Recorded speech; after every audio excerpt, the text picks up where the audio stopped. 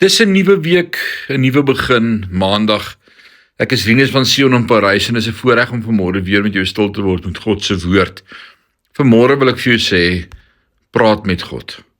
Ek lees vir ons uit 2 Korintiërs 12 vers 9. Paulus aan die woord en hy sê, hy het egter vir my gesê, my genade is genoeg vir jou. Want my krag kom juis in swakheid tot volle verwesenliking. Daarom sal ek baie liewer oor my swakhede spog, sodat die krag van Christus voortdurend deur my kan werk. Soos Paulus, vra ons die Here om hulp. Wat ons Vader betref, is die doel van gebed egter nie dat hy ons moet help nie, maar dat hy homself van ons moet gee.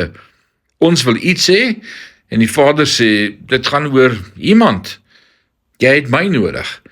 Jy wil hê ek moet die pyn wegneem, die probleem oplos, jou uit die situasie help, maar dis nie wat jy nodig het nie. Jy het my nodig. En jy is die probleem waarvan jy wil wegkom, jy is die situasie waaruit jy wil ontsnap, is dit wat jou laat praat met my. Tyd saam met my laat deurbring en op my laat staat maak.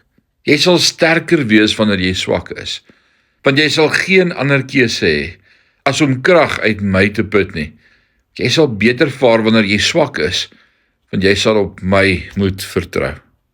En daarom is my gebed vir elkeen van ons in hierdie dag, dat jy ons opnuut ons krag in die Here sal vind. In hierdie week mag hy jou dra, en selfs jy wat voel jy swak vanmôre, mag jy weet, jy is sterk, want God se krag is met jou en in jou. Die Here seën jou. Amen.